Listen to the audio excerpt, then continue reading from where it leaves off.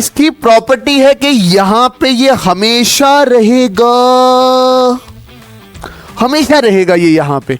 कब तक? जब तक इसको फोर्स लगा के कोई इसको धक्का मार के यहां से नीचे उतार ना दे। तो मैं कैसे लिखूंगा? Force is equal to D P upon D T, मतलब वही रहेगा। Force is equal to D M V upon D T. इधर डिफरेंशियल रूल लगेगा। क्या है differential rule? D upon D T A B is equal to. Girlfriend boyfriend, आज तो ईद थी, बशीर पक्का नाजिया से मिला होगा।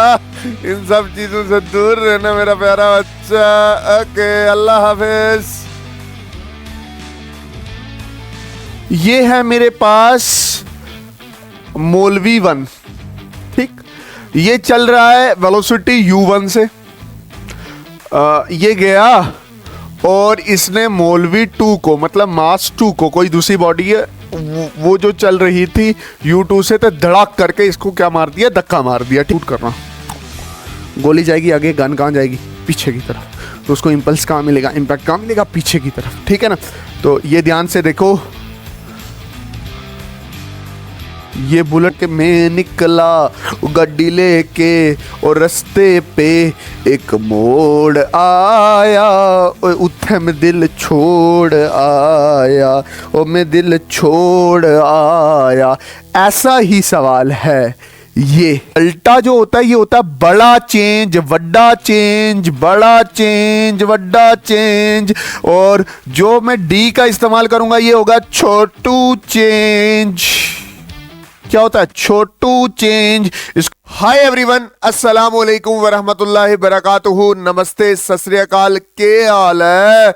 रुखसाना, फरजाना, बशीर, मुदस्सिर, वानी, शेख साहब, जफर, इफ्तिकार, पीयूष, राहुल, सरदीप सिंह, हरभजन सिंह, मुख्तार अंसारी, गुड्डू, मेरे प्यारे बच्चे बशीर। ईद मुबारक टू एवरीवन, ठीक है। And thank you so much कि आपने मुझे इतनी सारी विशेष दी। ईद मुबारक, ईद मुबारक, ईद मुबारक। अच्छा, हालांकि बहुत सारे बच्चे मुझे ये भी मैसेज कर रहे थे कि सर आज का वन शॉट नहीं आया, आज का वन शॉट नहीं आया, आज का वन शॉट नहीं आया। पहली बात इसके दो रीजन है। इसके दो रीजन ये है कि अचानक से ईद होगी, और दूसरा रीजन ये है कि कल मुझे थोड़ा शोल्डर में लग गई थी, इसकी वजह से मुझे थोड़ी दिक्कत आ रही थी क्या बनाने में, लेक्चर रिकॉर्ड करने में। ओके, नो इशू, बट मुझे पता है कि मैंने आपका सिलेबस बहुत अच्छे से कंप्लीट करना है। It is my responsibility. आपने बस उसको अच्छे से रीड आउट करना है, और मैं ये गारंटी देता हूं कि पूरा पेपर इन्हीं वन शॉट से आएगा, जिस तरह से केमिस्ट्री के वन शॉट से आया था। प्लीज जितना हो सके इन वीडियोस को शेयर कीजिए अपने फ्रेंड्स के साथ। और जो मैं नोट्स दे रहा हूं आपको, प्लीज उसको लेक्चर के साथ देखें। समझ आया कि नहीं है? बहुत सारी चीजें ऐसी होती हैं जो मैं लेक्चर में बोलता हूं और वो नोट्स में नहीं है। तो प्लीज लेक्चर कंप्लीट करना, और साथ साथ में क्या, लेक्चर कंप्लीट करके नोट्स को देखना, ताकि आपकी समझ बढ़ सके। ओके सर, आज क्या है? आज है that is class 11 Newton's laws of motion. बहुत ही प्यारा चैप्टर है, बहुत प्यारा चैप्टर है। हमने न्यूटन्स लॉज ऑफ मोशन बहुत अच्छे से पढ़ना है, जिसमें हमने इनर्शिया वगैरह के बारे में सीखना है। सर कुछ सुनाओगे? नहीं सुनाएंगे ना बेटा, वो ना मिले तो ना सही, ये इश्क है हवस नहीं, मैं उन्हीं का था उन्हीं का हूं, वो मेरे नहीं तो ना सही। सर ये रिपीटेड शेर लग रहा है, क्या करें यार, क्या करें। इतना ही आता था, हमने इतना ही सुना दिया, अगली बार नया शेर लेके आएंगे। अच्छा, चलते हैं हम अपने टॉपिक की तरफ, that is Newton's laws of motion. Topic पे आते हैं।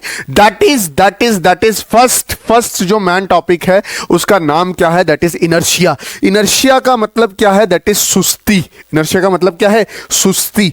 सुस्ती क्या होगी? जैसे फॉर एग्जांपल, अगर कोई चीज, फॉर एग्जांपल ये मेरे हाथ में क्या रखा है? दैट इज ग्लास रखा है ना, ग्लास का सफियर रखा हुआ है, ये रखा हुआ है। अब देखो, ये इसकी प्रॉपर्टी है कि यहां पे ये हमेशा रहेगा, हमेशा रहेगा ये यहाँ पे। कब तक? जब तक इसको फोर्स लगा के कोई इसको धक्का मार के यहां से नीचे उतार ना दे। तो ये इस बॉडी की क्या रही? सुस्ती रही, इनर्शिया रहे, कि जो चीज जहां पड़ी रहती है वो ता कयामत तक वहां पड़ी रहती है, जब तक इसको कोई फोर्स लगा के इसको यहां से उठाए ना। इसको बोलते हैं इनर्शिया। आप इसको ऐसे भी मान के चल रहे, सो रखे हो आप, रात पूरी सो के रखे हो, सुबह 8 बजे आपकी मम्मा आ गई, आप इनर्शिया में हो, सुस्ती में, ओ हो, अपने ही सपने देख रहे हो, ओ हो, उस लड़की के साथ बैठे हैं कैफे में, बात कर रहे हैं, ओ हो, मस्त मगन।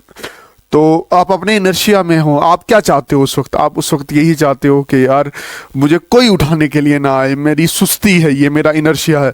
फिर मम्मा की चप्पल आती है, धड़ाम से आपके मुंह पे बजती है, तो वो क्या आ गई?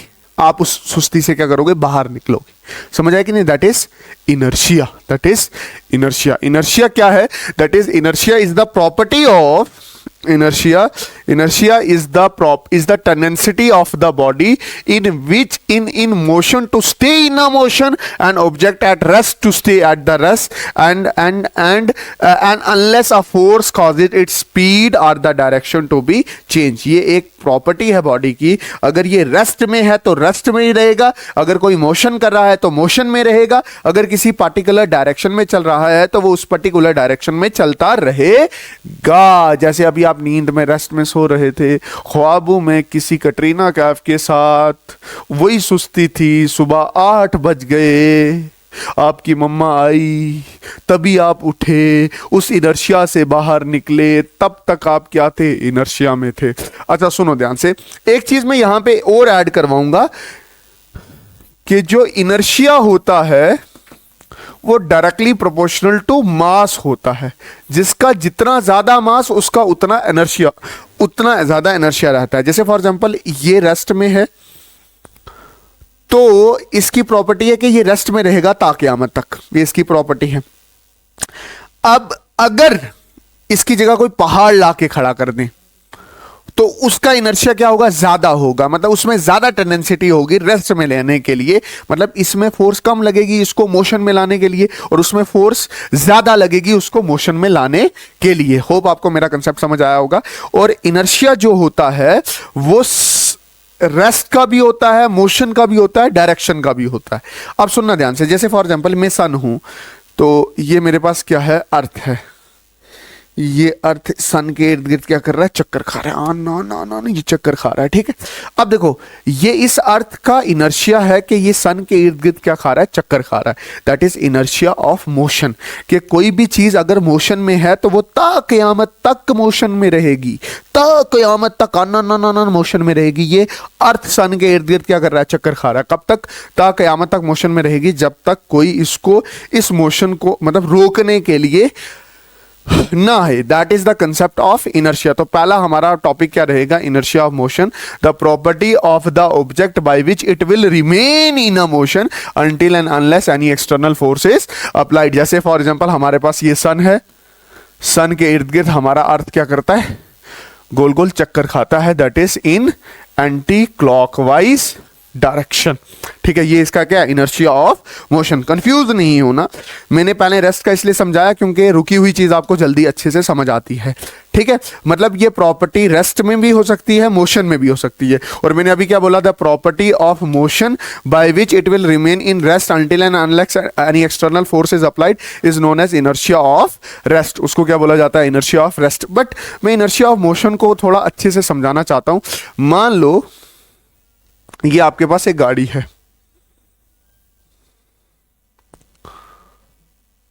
ठीक है।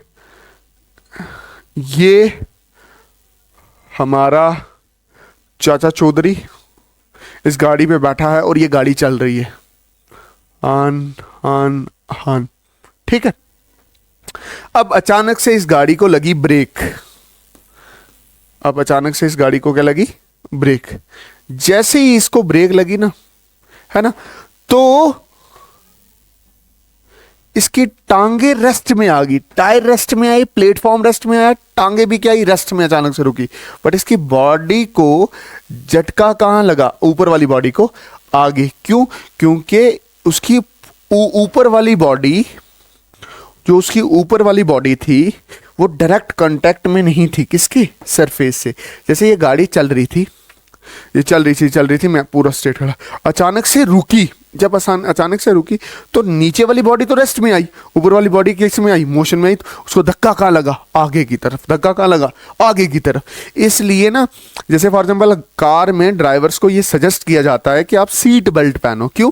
क्योंकि जब गाड़ी रुकती है, जब गाड़ी रुकी होती है, उसका रुकना होता है, तो सीट बेल्ट उसको पीछे की तरफ खींच के रखती है ताकि उसका मुंह शीशे से वो बाहर निकल के ना आए। That is inertia of motion. अच्छा, उसी तरह से इनर्शिया ऑफ रेस्ट क्या है? इनर्शिया ऑफ रेस्ट क्या है कि जब कभी भी कोई भी बॉडी रेस्ट में है तो वो ता क़यामत तक रेस्ट में ही रहने वाली है। तब कब तक? जब तक उसको कोई फोर्स मोशन में ना लाए। अच्छा देखना ध्यान से, मान ले कि ये गाड़ी कोई रुकी हुई है, ठीक है। इसमें फिर हमारा चाचा चौधरी आ गया, ये चाचा चौधरी रुकी हुई थी, तो अचानक से गाड़ी चली। जब गाड़ी अचानक से चली तो पहले इसकी क्या चली होंगी, टांगे चली होंगी, बॉडी, ऊपर वाली बॉडी तो वहीं पे रही होगी, और उसको धक्का कहां लगा होगा, पीछे की तरफ। तो इसको धक्का कहां लगा, बैकवर्ड, और इसको धक्का कहां लगा, अगाड़ा, क्या, फॉरवर्ड की तरफ। बात समझिए नहीं? इसको आगे की तरफ, इसको, इस वाले केस को पीछे की तरफ। इसलिए जो गाड़ी के ऊपर जो सामान रखते हैं ना, बस के ऊपर जब कभी भी आप ट्रैवल करो तो सामान रखते, तो कंडक्टर आपको ये सजेस्ट करता है कि इसको बांध के रखना। क्यों? क्योंकि जब गाड़ी अचानक से चलेगी ना, जब गाड़ी अचानक से चलेगी तो वो जो सामान होगा वो रेस्ट में रहना पसंद करेगा, तो वो कहां की तरफ खिसकेगा, पीछे की तरफ खिसकेगा।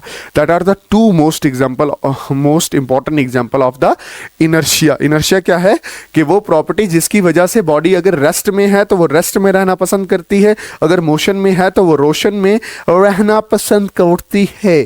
कीप इन योर माइंड, जैसे आपको पढ़ाया जा रहा है बच्चे, इसको अच्छे से समझ लेना। इनर्शिया का मतलब ही सुस्ती है। सुस्ती कुछ, सुस्ती किसी के लिए रेस्ट में रहना हो सकता है और सुस्ती किसी के लिए मोशन में रहना भी हो सकता है। अच्छा सुनना, देखो इनर्शिया ऑफ डायरेक्शन क्या हो गया, the properties of the object by which it remain in a particular direction.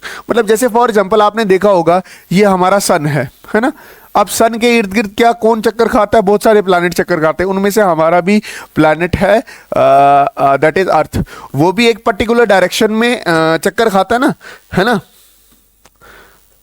ये north, east, west and south, तो ये किस तरफ चक्कर खा रहा है, that is west to south. तो ये इसी पर्टिकुलर डायरेक्शन में घूमता रहेगा, कब तक, ता कयामत तक, जब तक इसकी डायरेक्शन चेंज करने के लिए कोई फोर्स नहीं आ जाती। अच्छा, ये जो इनर्शिया था ना, ये बेसिक जो कंसेप्ट था, इसी को क्या बोला गया, Newton first law of motion. इसी को क्या बोला गया, Newton first law of motion, या इसी को आप इसलिए क्या बोल देते हो, लॉ ऑफ इनर्शिया। इसको क्या बोल देते हो आप, लॉ ऑफ इनर्शिया। मैंने आपको क्या बोला, अभी तो मैंने बहुत अच्छे से आपको इनर्शिया समझाया, अब मैं आपको क्या बोल रहा हूं कि जो Newton first law of motion है इसको ही लॉ ऑफ इनर्शिया कहते हैं। तो डेफिनेशन बिल्कुल सेम रहेगी, मतलब न्यूटन साहब ने ही हमें पहली बार किसके बारे में बताया था, सुस्ती के बारे में बताया था। क्या, the property of the object by which it remain in rest और मोशन और in any particular direction until and unless any external forces applied. मतलब सुस्ती को बताने वाला कौन, न्यूटन, और उसने उसका लॉ बना दिया, क्या, that is Newton first law of motion. ठीक, उसके बाद है मोमेंटम। अच्छा देखो, मोमेंटम में आपको इसलिए पढ़ा रहा हूं, मोमेंटम में आपको इसलिए पढ़ा रहा हूं क्योंकि मोमेंटम का यूज अगले टॉपिक में आने वाला है। मोमेंटम क्यों पढ़ा रहा हूं, क्योंकि इसका यूज कहां आने वाला है, अगले टॉपिक में आने वाला है। देखना ध्यान से, अच्छे से समझना। देख, मान ले मेरे पास कोई 1 ग्राम की चीज है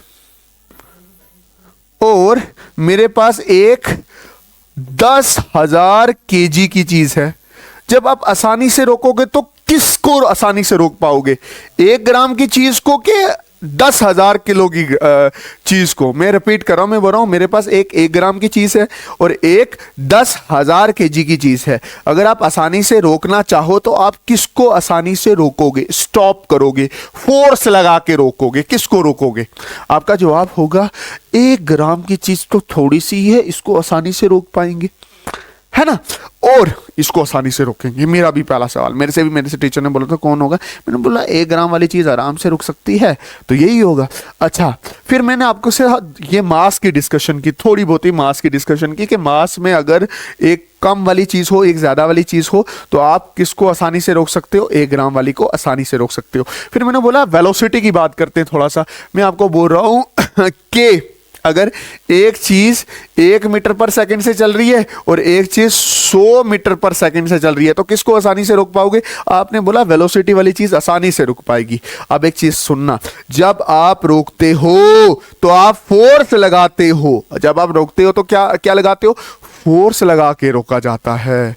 तो वो जो फोर्स लगा के रोका जाता है, अगर कोई चीज आसानी से रुक रही है तो उसमें कम फोर्स लगेगी और उसमें मोशन भी क्या होगा? कम होगा। और कोई चीज अगर ज्यादा फोर्स लगाने पे रुक रही है तो मतलब उसमें मोशन क्या है?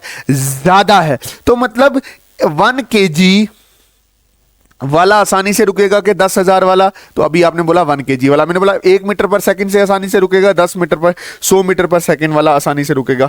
तो आपका आंसर क्या था कि 1 मीटर पर सेकंड वाला आसानी से रुकेगा। अब ध्यान से सुनो, अगर ये 1 ग्राम वाली क्या हुई? बुलेट हुई। क्या हुई?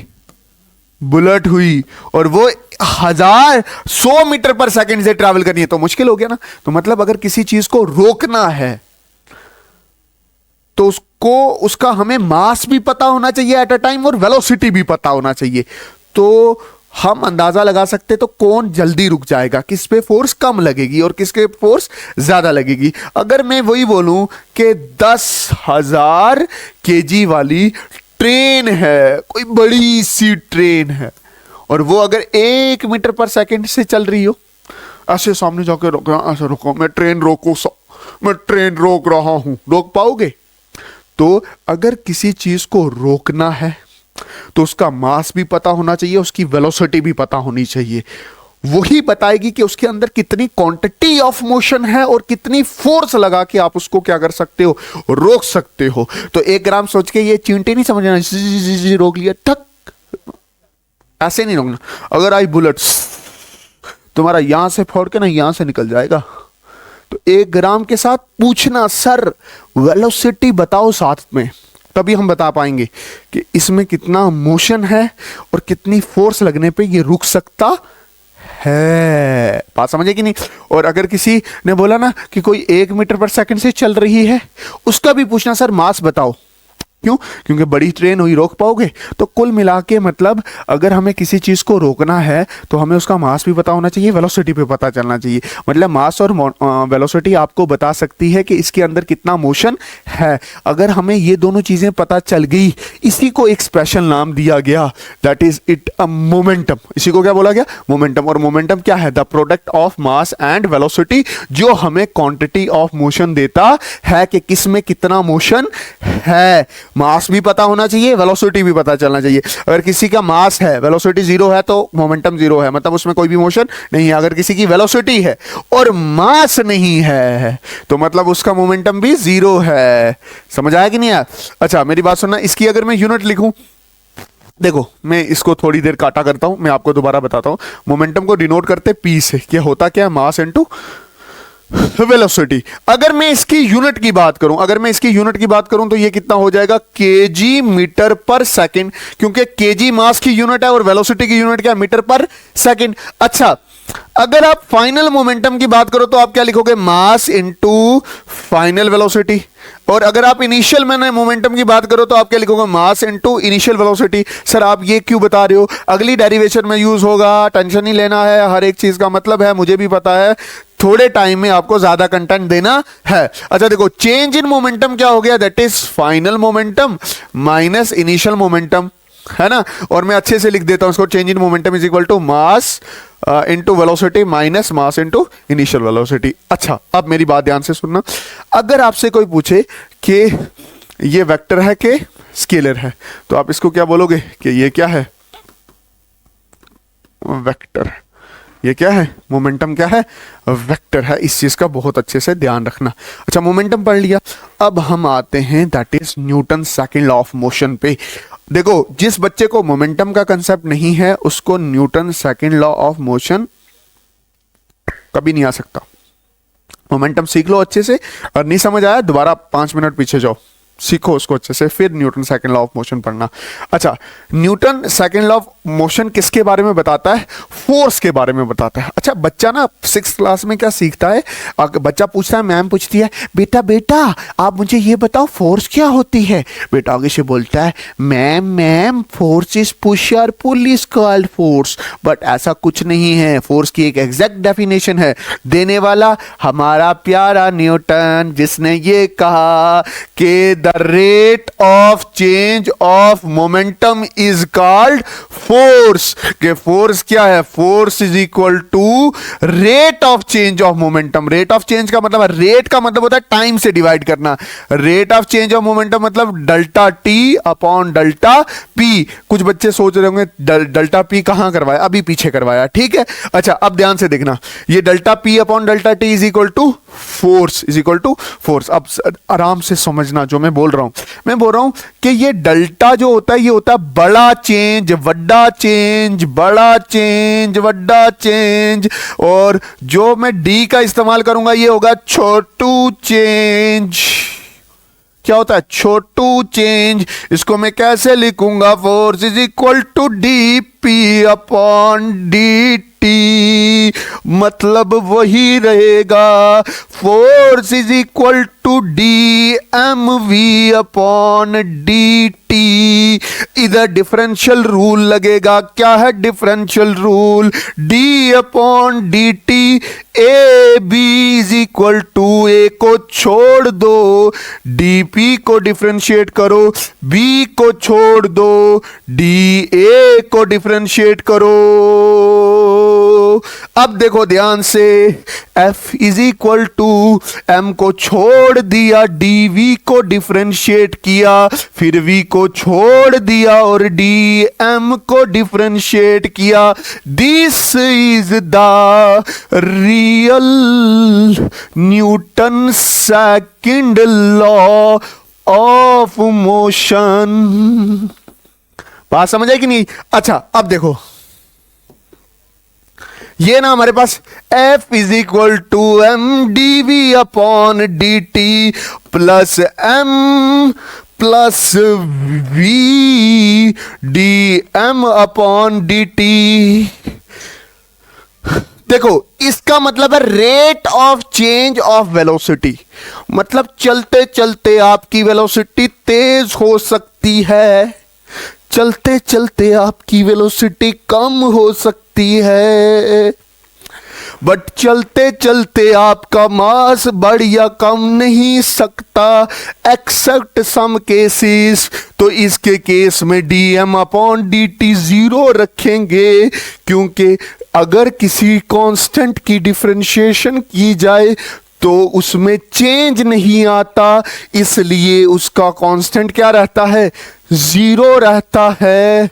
F is equal to M D V upon D T का मतलब होता है एक्सेलरेशन,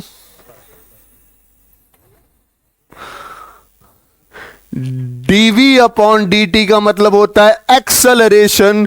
तो हमारे पास अब फोर्स की नई डेफिनेशन आती है, क्या, force is the product of what, product of mass and acceleration. Hope आपको ये वाला कंसेप्ट क्या हुआ होगा, समझ आया होगा। अच्छा, अब मेरी बात ध्यान से रखना, कुछ बच्चे होते हैं जिनको यूनिट का कंसेप्ट समझ नहीं है कि फोर्स की यूनिट क्या होता है। ध्यान से देखना, मैं बोल रहा हूं हमें ये पता है कि force is equal to mass into acceleration होता है। मास की यूनिट क्या है, मास की यूनिट है kg, एक्सेलरेशन की यूनिट क्या है? मीटर पर सेकंड स्क्वायर, यही है ना। अच्छा, ये भी यूनिट है, this is the SI unit of force, but इसको आप अपने फेवरेट साइंटिस्ट के नाम से भी लिख सकते हो, क्या? That is Newton. तो कोई पूछे SI unit of force is Newton, उसको आप KG metre per second square भी लिख सकते हो। अच्छा, कभी कभी ये ऐसा ही है, ये ऐसा यूनिट है, स्टैंडर्ड यूनिट है। कभी कभी सीजीएस यूनिट भी आती है, और सीजीएस यूनिट क्या है? फोर्स की। CGS unit of force is equal to dynes. और एक न्यूटन का मतलब क्या है? 1,00,000 डाइन। क्या है? एक न्यूटन का मतलब क्या है? 1,00,000 डाइन। इसको ऐसे भी लिखा जाता है, क्या? 1 newton is equal to 10⁵ dynes. समझ आया? और अब मैंने अपनी गर्लफ्रेंड का नाम क्या रख रखा है? डाइन। ठीक है, न्यूटन रख रखा है, उसका मतलब क्या है? 10⁵ डाइन। मेरी गर्लफ्रेंड का मैं ऐसे बोलता हूं, न्यूटन है तू मेरा, मतलब तू 1,00,000 डाइन के बराबर है, 1,00,000 डाइन्स के बराबर। समझ आया कि नहीं आया? अच्छा, कभी कभी सिंपल ऐसे पूछ लेता है, what do you mean bye 1 Newton of force? 1 Newton of force. अब देखो ध्यान से, मैं कंसेप्ट सिखाऊंगा, आप चित्र देखो, आपको समझ आ जाएगा कि मैं क्या बोल रहा हूं। फोटो देखो, मैं बोल रहा हूं अगर आपके पास mass is equal to 1 kg है, और उसमें जो एक्सेलरेशन है वो 1 मीटर पर सेकंड स्क्वायर है, तो जो आपकी फोर्स आएगी, क्या आएगी? Force is equal to mass into acceleration. Mass भी 1 है, एक्सेलरेशन भी 1 है, 1:1 इज इक्वल टू 1। ऐसा यूनिट क्या है? न्यूटन। आप 1 न्यूटन फोर्स कब बोलते हो? जब एक केजी मास के पास acceleration 1 metre per second square होती है ना, तो आप कहते हो कि इसके ऊपर 1 न्यूटन की फोर्स अप्लाइड होती है। The force which causes 1 metre per second square acceleration in 1 kg of mass is called the 1 newton force, is called 1 newton force. अच्छा, व्हाट इज इंपल्स? नया टॉपिक है क्या? इंपल्स। इंपल्स क्या होता है? The force acting for the short period of time, वो फोर्स जो छोटे टाइम पीरियड के लिए लगे। जैसे कोई आपके पास आए ना और आपने ठटैक करके थप्पड़ मार दिया, तो देखो थोड़े टाइम के लिए ज्यादा फोर्स लग रही है, धमाका बजता नहीं बजता। या कराटे पैर आपने टाइल्स देखे होंगे, ठाक ठाक ठाक ऐसे करता है। टचिंग टाइम क्या? बिल्कुल छोटा, और उसका फोर्स का इंपैक्ट क्या है? बहुत ज्यादा। तो ध्यान से देखा जाए तो इंपल्स क्या है? Impulse is equal to delta P upon delta T. Time बड़ा कम है जी, टाइम बड़ा क्या है? कम। इसकी वजह से फोर्स का इंपैक्ट क्या है? बहुत ज्यादा। तो टाइम कम होने पे फोर्स का इंपैक्ट बढ़ जाता है, जिसको क्या बोलते हैं? इंपल्स। इंपल्स का मतलब क्या हो गया? वो फोर्स जो पिद्दू से टाइम के लिए लगे, उसको क्या बोला जाता है? That is impulse. अच्छा, मैं शॉर्टकट में ना आपको ना इंपल्स काफी सारे टेक्निक्स बता देता हूं। देखो, एप्लीकेशन ऑफ इंपल्स के बारे में बता देता हूं, ठीक है, ताकि आपके दिमाग में रहे। जैसे कैचिंग ऑफ प्लेयर, आपने देखा होगा कोई भी इंडियन प्लेयर, अच्छा फील्डर है ना, इंडियन प्लेयर, पाकिस्तानी, ऐसे ऐसे कैच पकड़ता है। जब कैच पकड़ता है ना, अपने हाथ को ऐसे ऐसे नीचे करता है, ये ऐसे नीचे करता है। जब ऐसे नीचे करता है ना, तो टाइम पीरियड क्या कर जाता है? टाइम ऑफ टचिंग क्या कर जाता है? बढ़ जाता है, और उसकी उंगलियों पे क्या लगती है? कम लगती है। तो आप देखो तो इंपल्स क्या? Force is equal to P upon T.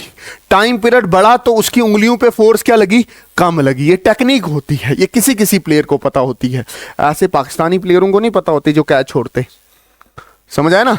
अच्छा, दूसरा आपने होता है कराटे प्लेयर। कराटे प्लेयर क्या करते हैं, कराटे प्लेयर की स्पेलिंग देख लेना आप। कराटे प्लेयर क्या करते हैं, देखना ये टाइल से रखते हैं ना ऐसे, है ना, ऐसे ऐसे टाइल रखते हैं, टाइल टाइल टाइल टाइल, और दिमाग से एक बार ऐसे ही करते हैं, ऐसे नहीं करते, ऐसे नहीं करते, ठक।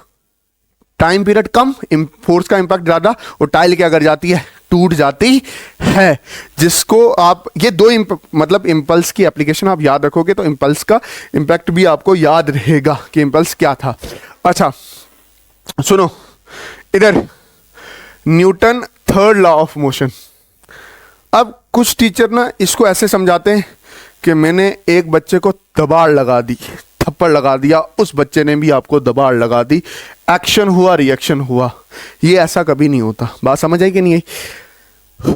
Newton third law of motion क्या है कि every action there is equal and opposite reaction. हर एक्शन का इक्वल एंड अपोजिट रिएक्शन होता है। क्या? आज ही जाके ये बाजू ऐसे ऊपर करना, ये मुक्का बनाना और दीवार पे मारा, डल। जब आप दीवार पे मारोगे ना तो ये क्या है, ये फोर्स लगी आपने उधर, और दीवार ने भी आप पे फोर्स लगाई। आपका इधर का फोर्स उधर दिखेगा, थोड़ी थोड़ी रेत निकली गई, और उधर की जो फोर्स लगी है ना वो आपको जख्म दिखेंगे इधर। That is action and reaction. अब मेरी बात ध्यान से समझना, जब कोई टीचर ये बोलता है ना कि इसने इसको थप्पड़ मारा, उसने इसको थप्पड़ मारा, ये एक्शन वो रिएक्शन, ना। पता होता क्या है, जब आप थप्पड़ भी मारते हो ना किसी को, तो आप उसके गाल पे लबाड़ा लगाते हो, तो आपको थोड़ी सी हाथ पे भी लगती है ना, और फेस पे उसको लगती है, तो उसके फेस पे एक्शन है। आपके हाथ पे जो थोड़ा सा लगा है, जिसकी सेंसेशन कम है, क्योंकि यहाँ पे सेंसरी रिसेप्टर उतने ज़्यादा नहीं है जितने सेंसरी रिसेप्टर गाल पे होते हैं, तो गाल वाला एक्शन, आपके हाथ वाला रिएक्शन। बात समझ आई? तो every action there is equal and opposite reaction. इसके बहुत सारे एग्जांपल है, बहुत बहुत बहुत। देखो पहला एक्सपेक्शन क्या है, पहला एग्जांपल क्या है, ये चिड़ी का उड़ना। चिड़ी नीचे की तरफ क्या लगाती है, पंख ऐसे करती है, पंछी बनूं उड़ के फिरूं मस्त गगन में, अपने पर मारती है नीचे, ढम टका बडम, ऐसे पर नीचे, और उसको इंपल्स कहाँ मिलती है, ऊपर, फोर्स कहाँ मिलती है, ऊपर की तरफ। ये हमारा पर नीचे, फिर ऊपर, पर मने ओ। तो flying of birds, flying of birds, ठीक है। दूसरा रिकॉइल ऑफ गन। ये अच्छे से एक्सप्लेन करेंगे हम, ये अच्छा सा एक्सप्लेन करेगा हम, ध्यान में रखना। रिकॉइल ऑफ गन मतलब आपके पास अगर घर में गन हो, घर में हो गन, पकड़ना, ऐसे शूट करना, गोली जाएगी आगे, गन कहाँ जाएगी, पीछे की तरफ, तो उसको इंपल्स कहाँ मिलेगा, इंपैक्ट कहाँ मिलेगा, पीछे की तरफ, ठीक है ना। तो ये ध्यान से देखो, ये बुलेट कहाँ निकल के जाती है, आगे की तरफ, और गन कहाँ रिकॉइल होती है, वापस पीछे की तरफ। इसको बोलते हैं रिकॉइल ऑफ गन। इसी तरह से आपने बोट को चलाते हुए देखा होगा, चक्कू को, है ना, वो जो चक्कू चलाने वाला होता है, वो चक्कू कहाँ लगाता है, ऐसे पीछे की तरफ, वो जाती कहाँ है, आगे की तरफ। अच्छा, उसी वक्त आपने देखा होगा स्विमिंग नहीं करते, तैराक बोलते हैं जिसको, वो क्या करते हैं, अपने हाथ कहाँ करते हैं, पीछे की तरफ, और उसको इंपल्स कहाँ लगती है, आगे की तरफ। समझ आया कि नहीं है? तो पहली कौन सी है, फ्लाइंग ऑफ बर्ड, दूसरी कौन सी है, रिकॉइलिंग ऑफ गन, और तीसरी कौन सी है, बोट, और चौथी क्या है, स्विमिंग। ये हमारे पास क्या रहता है, that is Newton third law of motion, और उसकी कुछ क्या है एग्जाम्पल। और एक चीज याद रखना है, action is equal and opposite to reaction. Action भी एक फोर्स है, रिएक्शन भी एक फोर्स है। जैसी फोर्स ये है वैसी फोर्स ये है। इसका नेचर और इसका नेचर हमेशा क्या रहेगा, सेम रहेगा। ऐसे नहीं है कि मैंने उठ के किसी को दबाड़ लगाया तो उसने भी उठ के मेरे पे दबाड़ लगा दिया, ये एक्शन तो वो reaction, at a same time लगती है। आप देखो ना, पहले आपने लगाई फिर उसने लगाई, ये तो अलग अलग टाइम पे हुई ना, बात समझिए। या आपने किसी को आई लव यू बोला, उसने भी बोला I love you too, action reaction, ऐसे थोड़ी होता है, ये नहीं होता भाई सच्ची। एक्शन रिएक्शन क्या, दीवार पे मुक्का रख के मारो, दीवार जो थोड़ा बहुत नुकसान होगा वो एक्शन है, जो दीवार आपके हाथ का करेगा वो रिएक्शन है। समझ आया कि नहीं है? ये ध्यान में रखो। ओके अच्छा, हमारा अगला टॉपिक क्या रहेगा, is law of conservation of momentum. देखो law of conservation of momentum क्या कहता है हमें, बोलता है if external force is equal to zero then initial momentum is equal to the final momentum. ये कहता है कि अगर बाहर से लगने वाली फोर्स जीरो हो तो मोमेंटम जाया नहीं होता, मोमेंटम हमेशा क्या रहेगा, कांस्टेंट रहेगा, मोमेंटम बदलेगा नहीं, जितना मोमेंटम पहले है उतना मोमेंटम बाद में है। ये क्या बोलता है, बोलता है अगर एक्सटर्नल फोर्स जीरो हो जाए, अगर एक्सटर्नल फोर्स क्या हो जाए, जीरो हो जाए, अगर एक्सटर्नल फोर्स क्या हो जाए, जीरो हो जाए, मतलब ये बोल रहा है कि अगर force is equal to zero हो जाए तो final momentum is equal to initial momentum के बराबर हो जाता है। देखो इधर ध्यान से समझना, मुझे यह पता है कि force is equal to dp upon dt, force क्या आ गया, zero, is equal to dp upon dt, dt को मैं इधर ले जा रहा हूं, zero into dt is equal to dp, ये क्या, छोटा चेंज इन मोमेंटम, तो zero is equal to change in momentum, चाहे वो छोटा हो या बड़ा हो। तो मुझे यहां से ये पता चल गया कि change in momentum is equal to zero, मतलब final momentum minus initial momentum is equal to zero. इसको मैं कैसे लिखूंगा, फाइनल मोमेंटम, इसको उठा के उधर ले जाऊंगा तो ये क्या आ जाएगा, इनिशियल मोमेंटम, मतलब final momentum is equal to initial momentum. अगर बाहर से फोर्स जीरो लग रही है तो जितना मोमेंटम पहले होगा उतना मोमेंटम कहां होगा, बाद में होगा। ये बात तो आपको क्लियर होगी। अच्छा, फाइनल मोमेंटम को कैसे लिखेंगे, mass into initial velocity, final velocity is equal to mass into initial velocity.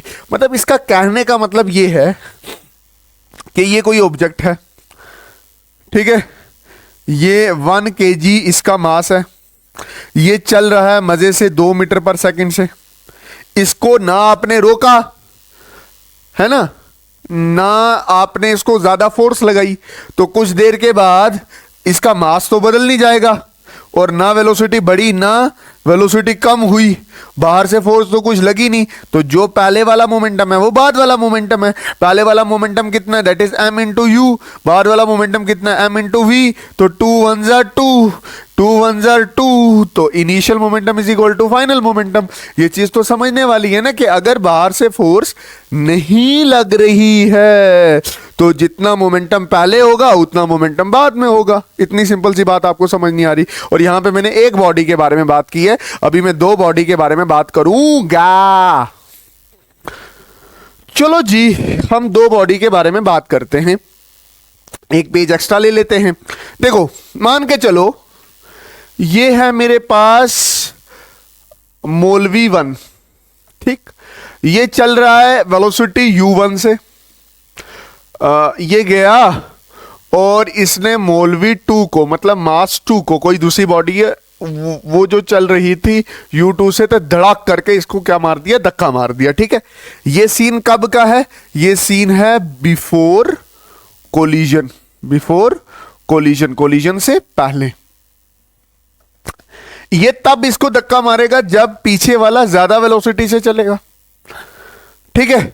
During collision आप देखोगे कि पीछे वाली बॉडी आगे वाली बॉडी पे फोर्स लगा रही होगी, m1 m2, ये इस पे फोर्स लगा रही होगी और ये इस पे फोर्स लगा रही होगी।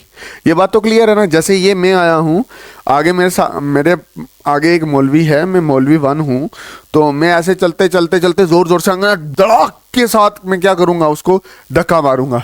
तो ये सीन कब का है, बिफोर कोलिजन का। ये वाला सीन कब का है, ड्यूरिंग कोलिजन का।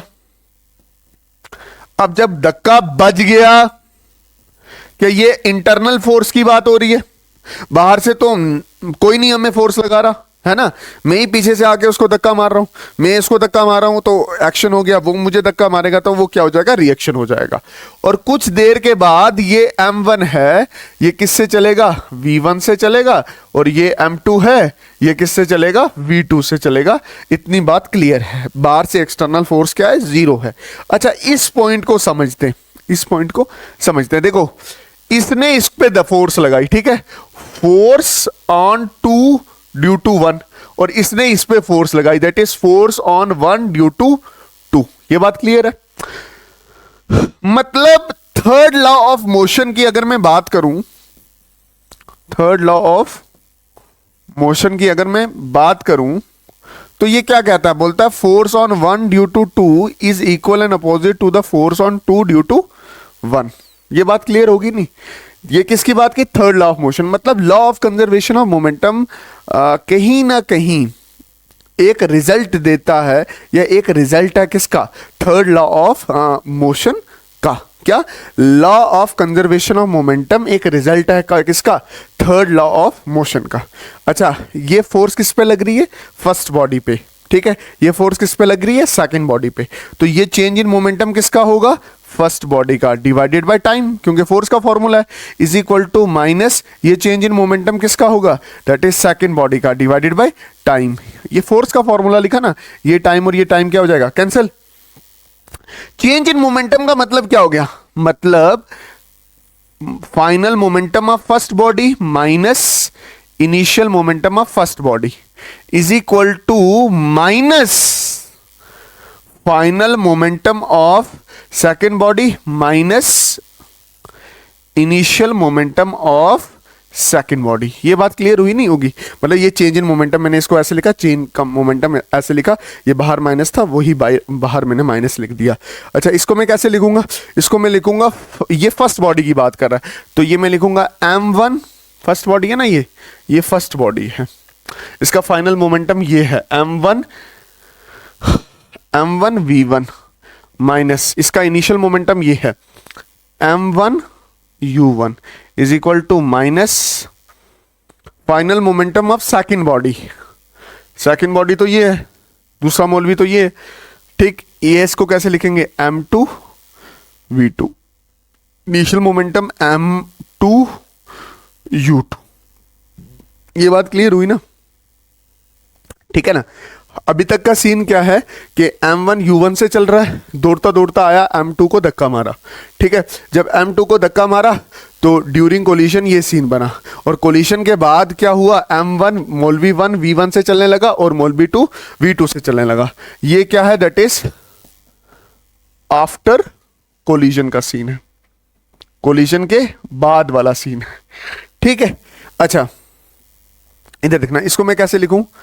m1 v1 minus m1 u1 is equal to, ये वाला माइनस अंदर मल्टीप्लाई हो जाएगा, माइनस m2 v2, ये माइनस को माइनस से मल्टीप्लाई करेंगे तो ये कितना हो जाएगा?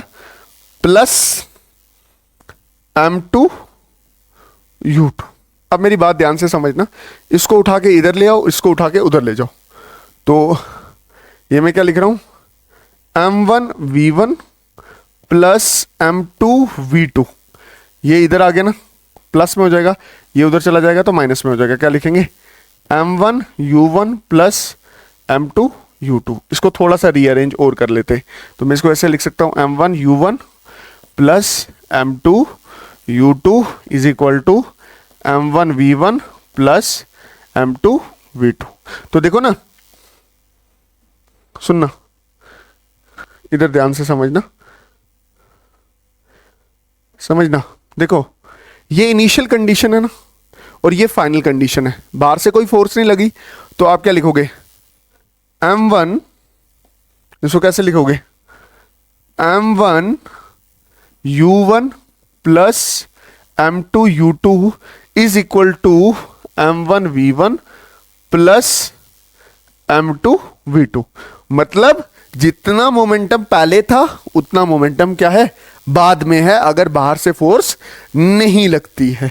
यही तो लिखा है, m1 u1 plus m2 u2 is equal to m1 v1। यही तो प्रूव हो गया कि m1 u1 plus m2 u2 is equal to m1 v1 plus m2 v2। पता क्या बात थी? जो इससे पहले मैंने करवाया ना law of conservation of momentum, वो मैंने एक ही बॉडी के बारे में बात की कि अगर एक बॉडी के ऊपर आप फोर्स नहीं लगाते कोई भी, तो जितना मोमेंटम उसका पहले होता है उतना मोमेंटम बाद में होता है, जितना मोशन उसमें पहले होता है उतना मोशन बाद में होता है। मोशन कहीं भी बढ़ता या कम नहीं है। वैसे ही मैंने बाद में दो सिस्टम के बारे में बात की, मैंने बोला एक मौलवी 1 है और दूसरा मौलवी 2 है। पीछे वाले मौलवी ने जाके दूसरे वाले मौलवी को क्या मारा? धक्का मारा। तो जब ड्यूरिंग कोलिजन बात हो रही थी तो force on 1 due to 2 is equal and opposite to the force on 2 due to 1।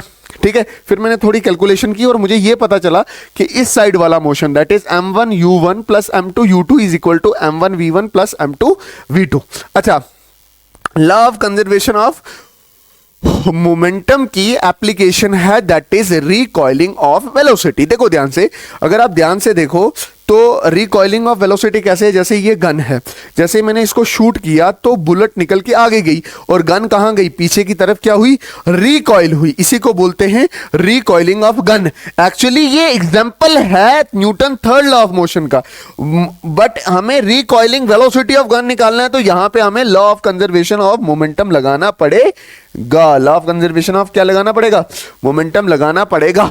देखो मान के चलो ये मेरे पास गन है, आराम से सुनना, ये मेरे पास मेरे मामू की गन है, ठीक है, आर्मी में है वो, इसका M1 है, कुछ ना कुछ है ना, M1 है, और ये अभी चल भी नहीं रहा तो U1 तो 0 ही है, ठीक है।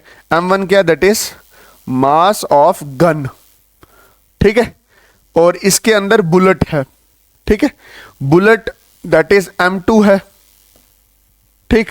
अब वो बुलेट अंदर रुकी हुई है, that is mass of bullet, और ये रुकी हुई है तो इसकी इनिशियल वेलोसिटी क्या आ गई, 0। कुछ देर के बाद आफ्टर यू शूट, जब शूटिंग हुई तो गन ये पीछे की तरफ रिकॉइल हुई, मतलब M2 क्या है, M2 is equal to mass of gun ही है ना। और ये ना, मैंने M2 सॉरी इधर देखना, M1 क्या है, that is mass of gun, जो यहां पे मास ऑफ गन ली है वहां पे भी मास ऑफ गन ही लेनी है, ठीक है। और ये V1 क्या हुआ, that is velocity of, final velocity of a gun, पीछे की तरफ आएगी, और बुलेट फू करके आगे की तरफ, बुलेट क्या करेगा, फू करके आगे, तो इसका मास कितना, M2, that is mass of bullet, और इसकी वेलोसिटी क्या होगी, that is V2 which is equal to velocity of a bullet, ठीक है। हमें पता है according to the law of conservation of momentum, क्या होता है law of conservation of momentum, that is M1u1 plus M2u2 is equal to M1v1 plus M2v2। इस side वाला मोमेंटम और उस साइड वाला मोमेंटम क्या होता है, बराबर होता है। देखो M1 क्या है, मास ऑफ गन, इनिशियल वेलोसिटी क्या गन की, 0, प्लस M2 क्या है, मास ऑफ बुलेट, इनिशियल वेलोसिटी क्या है, 0, बता रखा है। M1 क्या है, M1 है मास ऑफ गन, और V क्या है, that is velocity of gun, V1 क्या है, वेलोसिटी ऑफ गन। M2 क्या है, that is mass of bullet, और V2 क्या है, वेलोसिटी ऑफ बुलेट, ठीक है। मुझे क्या करना है, that is velocity of gun निकालनी है, फाइनल वेलोसिटी ऑफ गन निकालनी है, दैट इज, इसी को क्या बोलते हैं, recoil velocity, recoil velocity of gun, ठीक है। ओके, ये 0, इसको मल्टीप्लाई करेंगे तो 0 होगा, प्लस 0 ये 0, तो कुल मिला के ये टोटल क्या होगा, 0 is equal to mass of gun, है ना, velocity of gun minus plus mass of bullet, velocity of bullet. अब इसको उठा के इधर ले आओ, minus mass of bullet, velocity of bullet is equal to mass of gun, velocity of gun.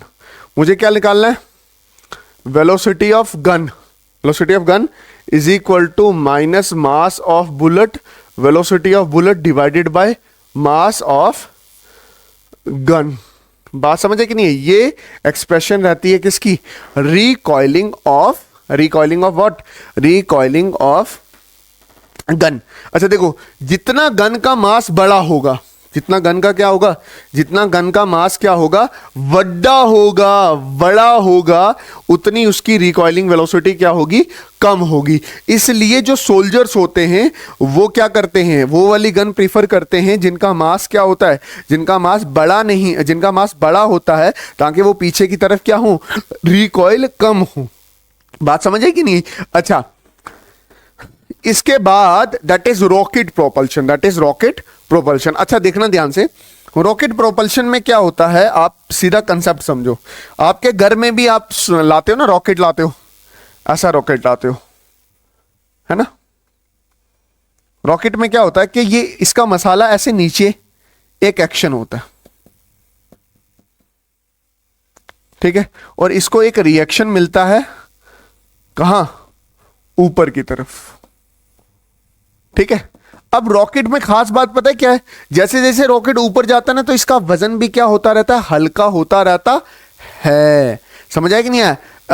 Actually में एक चीज नोट करना कि जब रॉकेट ऊपर जाता है, उसकी वजह यह है कि उसका मसाला नीचे आता है ना, तो मास कम हो रहा है, तो इसको जो ऊपर वाली फोर्स लेके जा रही है वो कौन सी ले जा रही है, F is equal to that is कौन वाली से कौन सी वर्जी, M D V upon D T plus V D M upon D T.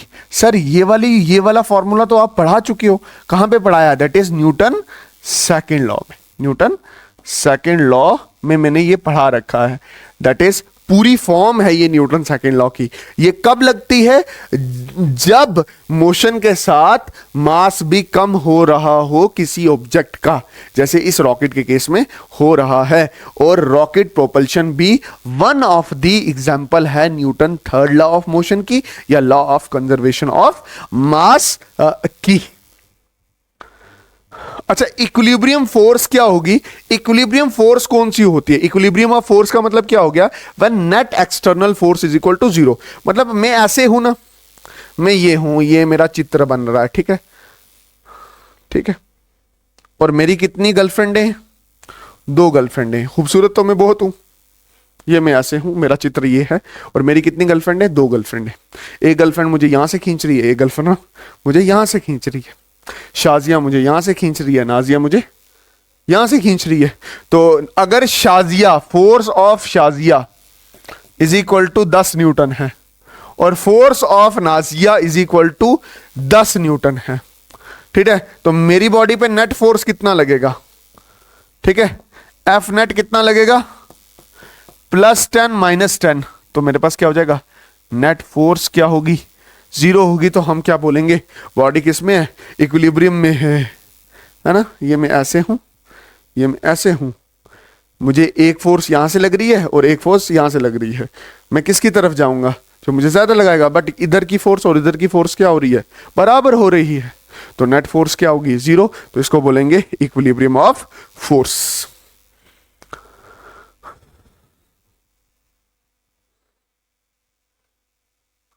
अच्छा जी, what do you mean by friction.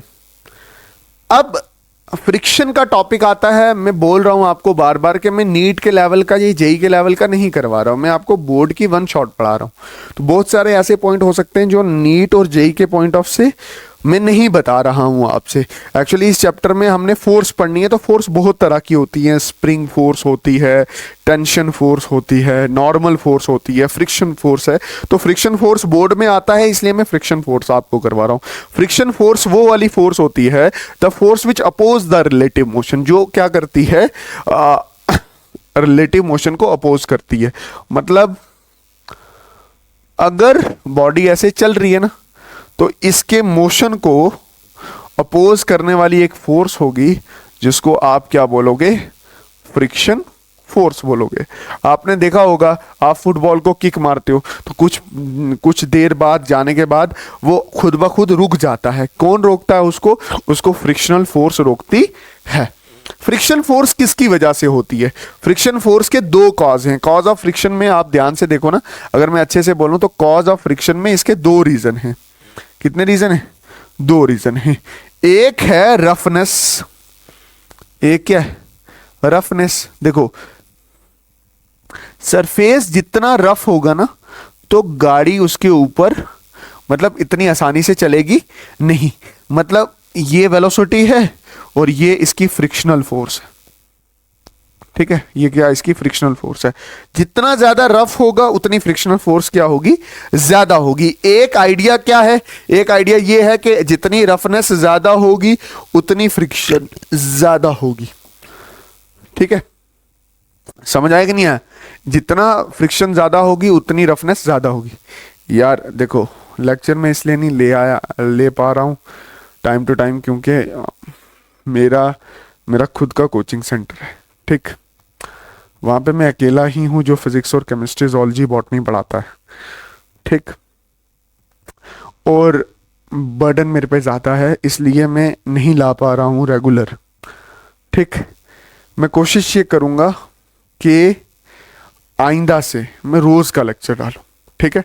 Promise नहीं कर रहा, बट मेक श्योर कर रहा हूँ कि मैं रोज़ बोर्ड के लेवल का आपको रोज़ डालूँ, ताकि बोर्ड तक आपका सिलेबस क्या हो जाए, कंप्लीट हो जाए। हर एक डेरिवेशन, हर एक कंसेप्ट जो बोर्ड में आता है वो मैं कंप्लीट कर सकूँ, ठीक है। समझो ना, बर्डन है मेरे पे, इसलिए मैं, काफ़ी बच्चे कमेंट करते हैं कि सर प्लीज़ आप रेगुलर वीडियो डालो। रेगुलर वीडियो इसलिए नहीं डाल पा रहा हूँ क्योंकि मेरे पे बर्डन ज़्यादा है। मुझे नोट्स बनाने हैं, मुझे टेस्ट लेने हैं बच्चों के, मुझे सारे ग्रुप अरेंज करने हैं। 11th के 4 ग्रुप हैं, 12th के 2 ग्रुप हैं, 9th का बैच आता है, 10th का बैच आता है, और मैं केवल अकेला टीचर हूँ जो ये सारी चीज़ें हैंडल कर रहा हूँ, ठीक है। तो प्लीज़ आप इस चीज़ को समझोगे। और बड़ी मुश्किल से मैं वीडियो बना पाता हूँ। मेरा सिर्फ एक ही सहारा है कि आपके कमेंट्स, आपकी तारीफ और आपके सजेशंस, जिसकी मदद से मुझे ज़्यादा मोटिवेशन मिलेगी कि मैं और अच्छा और नेक्स्ट लेवल का काम कर सकूं, ठीक है। होप आप इस चीज़ को समझोगे और मेरा साथ दोगे, ठीक है। अच्छा, दूसरा क्या रीज़न है, दैट इज स्मूथनेस। बोलता है अगर सरफेस ऐसे स्मूथ हो जाए ना बिल्कुल, तो अगर इसके ऊपर कोई भी चीज़ रखी जाए या कोई भी ऑब्जेक्ट रखा जाए, तो इसके पार्टिकल और इसके पार्टिकल ना एक बॉन्ड बना लेते हैं, ठीक है, जिसकी वजह से ये बंध जाता है, ठीक है, जिसकी वजह से ये बंध जाता है और ये इतनी आसानी से मूव नहीं करता, और इसके पीछे क्या लग जाती है, फ्रिक्शनल फोर्स लग जाती है। समझ आया कि नहीं है?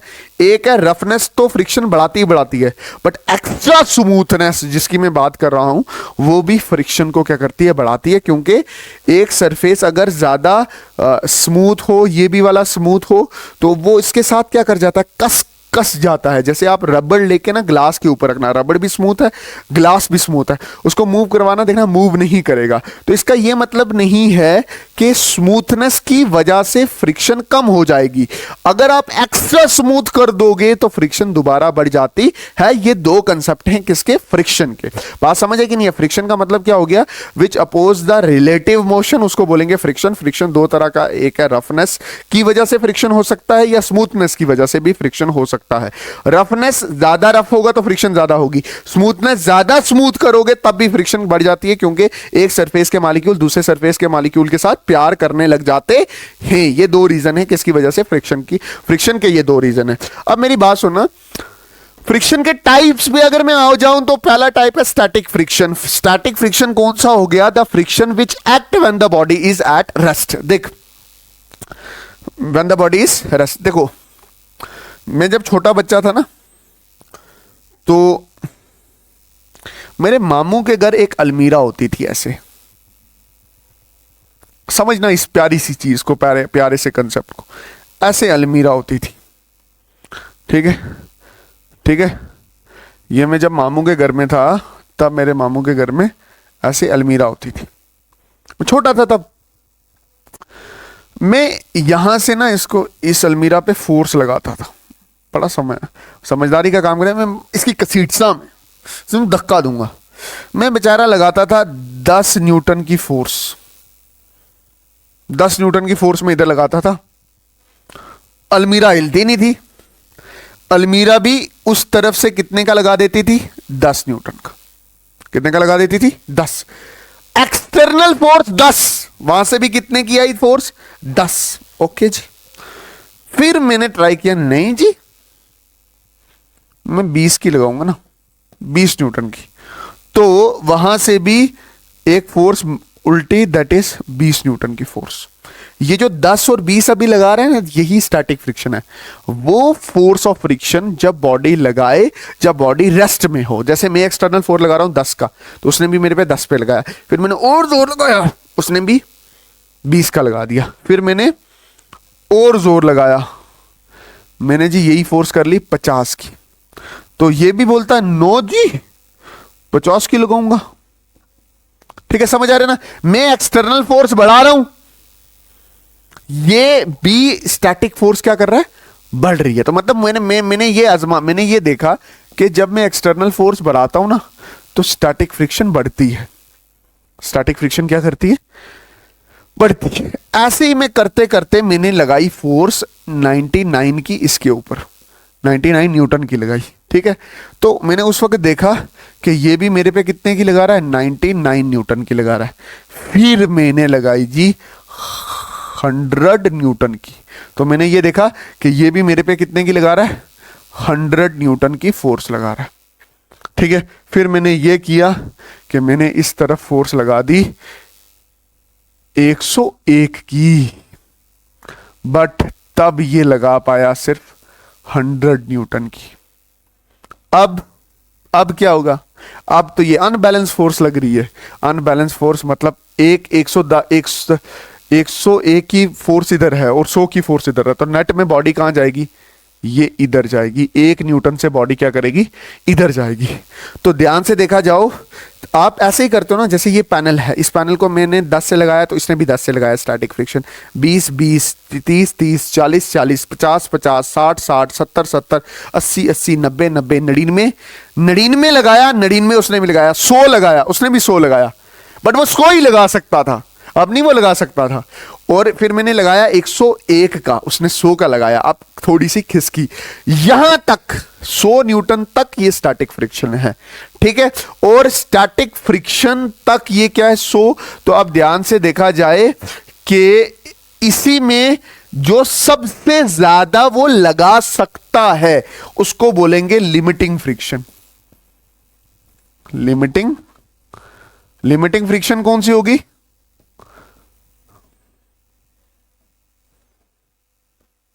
लिमिटिंग फ्रिक्शन कौन सी होगी, लिमिटिंग फ्रिक्शन कौन सी होगी, the maximum value of static friction.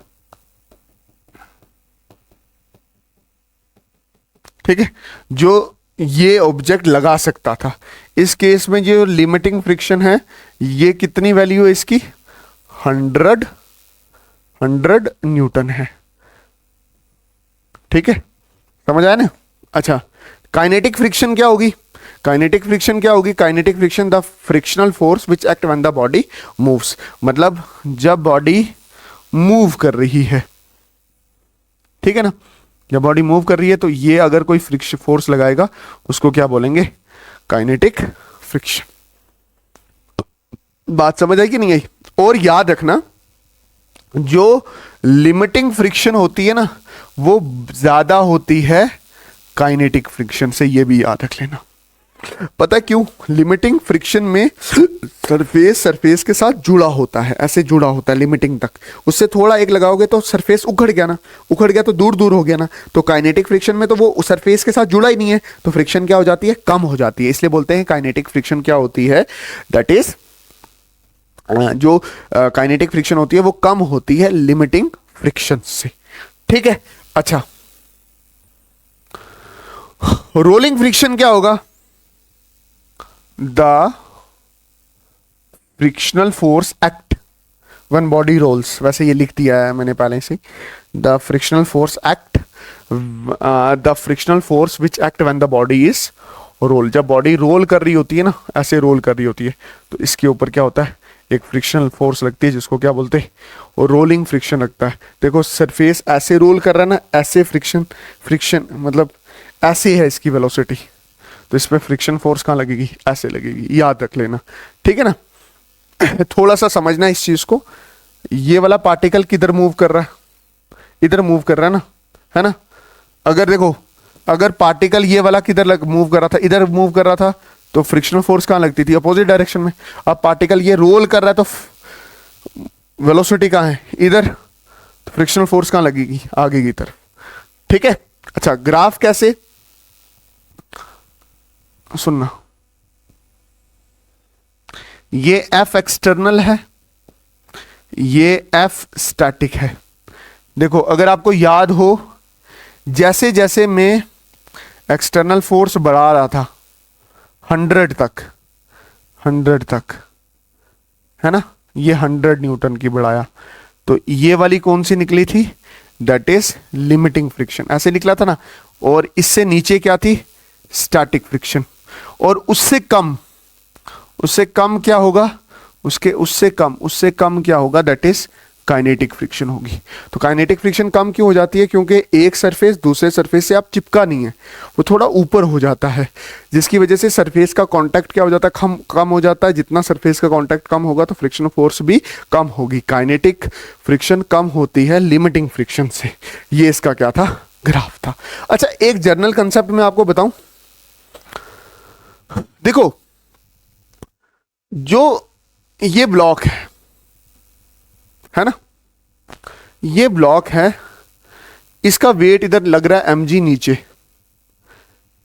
और इसका नॉर्मल कहां लग रहा है, ऊपर लग रहा है। ठीक है, जहां पे दो सरफेस टच हो जाते हैं तो उधर नॉर्मल लगता है, क्या लगता है, नॉर्मल। कहता है जो फ्रिक्शनल फोर्स है ना, वो डायरेक्टली प्रोपोर्शनल टू नॉर्मल है, ये डायरेक्टली प्रोपोर्शनल टू नॉर्मल है, नॉर्मल पे डिपेंड करती है फ्रिक्शनल फोर्स। जितना कांटेक्ट अच्छा रहेगा उतनी फ्रिक्शनल फोर्स ज्यादा होगी। ठीक है, डायरेक्टली प्रोपोर्शनल साइन हटेगा तो ये क्या आ जाएगा, म्यू नॉर्मल। म्यू क्या है, that is mu is the coefficient of friction, जो क्या डिसाइड करती है, रफनेस एंड स्मूथनेस। जिसकी रफनेस ज्यादा होती है उसका म्यू भी ज्यादा होता है। मतलब कुल मिला के जितनी पकड़ ज्यादा होगी उतनी फ्रिक्शन ज्यादा होगी, और जितनी रफनेस ज्यादा होगी उतनी फ्रिक्शन ज्यादा होगी। अच्छा ठीक, अच्छा laws of friction, laws of friction पे बहुत बार सवाल आया, बड़ा प्यारे सवाल बनते हैं। Laws of friction, there are 5 laws of friction. आप कोई 2-3 याद कर लेना, ऐसे ही मैंने देखा सर्च की थी तो 5 लॉज आ गए थे, उससे आपको 2-3 दिमाग में रहते हैं। बोलता है the frictional force of a moving object is proportional to the perpendicular to the normal force. अभी बताया ना कि frictional force directly proportional to क्या होती है, नॉर्मल होती है। अभी बताया the frictional force experience by object is dependent on the nature of surface. जितनी रफनेस होगी उतनी फ्रिक्शन फोर्स क्या होगी, ज्यादा होगी। ये पहले अभी मैंने डिस्कस भी किया। ठीक है, frictional force is independent of area of contact as long as there is an area of contact. Kinetic friction is independent of velocity. देखो ये क्या बोल रहा है कि इसका एरिया ऑफ कांटेक्ट से कोई लेना देना नहीं है, मतलब कितना एरिया कांटेक्ट में है उससे कोई लेना देना नहीं है, कितना पकड़ में अच्छे से जुड़ा हुआ है उससे लेना देना है। और फ्रिक्शनल काइनेटिक फ्रिक्शन का वेलोसिटी से कोई लेना देना नहीं है, कोई लेना देना नहीं है, चाहे जितना मर्जी। इसका ये मतलब नहीं है कि वेलोसिटी ज्यादा होगी तो पीछे फ्रिक्शनल फोर्स क्या होगी, ज्यादा होगी। वेलोसिटी से क्या कोई लेना देना नहीं है। The coefficient of static friction is greater than that of the coefficient of kinetic friction. देखो ध्यान से, अगर मैं स्टैटिक फ्रिक्शन की बात करूंगा ना तो ये क्या आ जाएगा, म्यू स्टैटिक इनटू नॉर्मल, है ना। और अगर मैं काइनेटिक फ्रिक्शन की बात करूंगा तो ये क्या आएगा, म्यू काइनेटिक इनटू नॉर्मल। अब मुझे ये बताओ कौन सा सॉरी, अब मुझे ये बताओ कौन सी फोर्स ज्यादा है। स्टैटिक फ्रिक्शन ज्यादा होती है किससे, काइनेटिक फ्रिक्शन से। इसको मैं क्या लिख सकता हूं, इसको मैं लिख सकता हूं mu S into normal, mu K into normal. ये नॉर्मल और नॉर्मल क्या हो जाएगा, cancel. Mu static is greater than that of mu kinetic. Obvious सी बात है, देखो मेरी बात सुनो, अगर जुड़ा हुआ ऑब्जेक्ट हो ना, मूव ना करा, तो स्टैटिक फ्रिक्शन होती है, वो ज्यादा होगी क्योंकि सरफेस टचिंग में है ना। जैसे ही ये सरफेस दूर हुआ तो उसका म्यू भी कम हो जाता है ना, और उसकी वजह से फ्रिक्शन भी क्या हो जाती है, कम हो जाती है। वही चीज लिखी है, the coefficient of static friction ये बड़ा है, कोफिशिएंट ऑफ स्टैटिक फ्रिक्शन बड़ा है किसके, काइनेटिक फ्रिक्शन से। होप आपको ये 5 लॉ अच्छे से समझ आए होंगे, इसमें से 2-3 ही याद रखना, ठीक है। इसके बाद है एडवांटेज ऑफ फ्रिक्शन। ऐसा नहीं है कि फ्रिक्शन की वजह से हमें नुकसान ही है, कुछ एडवांटेज भी हैं। Friction enable us to walk, एक चलते वक्त ग्रिप बनती है, ऐसे ग्रिप बनती है ना, और फिर हम चल पाते हैं। फ्रिक्शन ही है तो हमें मूव करता है। जैसे फॉर एग्जांपल ये मेरा पाँव है, प्यारा सा पाँव है, तो ध्यान से देखो, तो ये फोर्स लगाता है पीछे, तो फ्रिक्शनल फोर्स इसको कहाँ लगती है, आगे की तरफ। It help to support the ladder against the wall, ठीक है। जब लैडर लगाते हो, सीढ़ी लगाते हो, तो उसको वो सरफेस के साथ कैसा मूव करने लगती है, ऐसे मूव करने लगती है ना, तो वो ग्रिप से फ्रिक्शन कहाँ लगती है, उसको ऊपर की तरफ। It become possible to transfer one form of energy to the another form of energy. जब फ्रिक्शन होती है ना, जैसे एक एनर्जी लग रही होती है मैकेनिकल एनर्जी, तो हीट एनर्जी में भी ट्रांसफर हो सकती है। तो फ्रिक्शन इनेबल करती है एक एनर्जी को दूसरे फॉर्म ऑफ एनर्जी में कन्वर्ट करने में। Object can be peeled up without sleeping.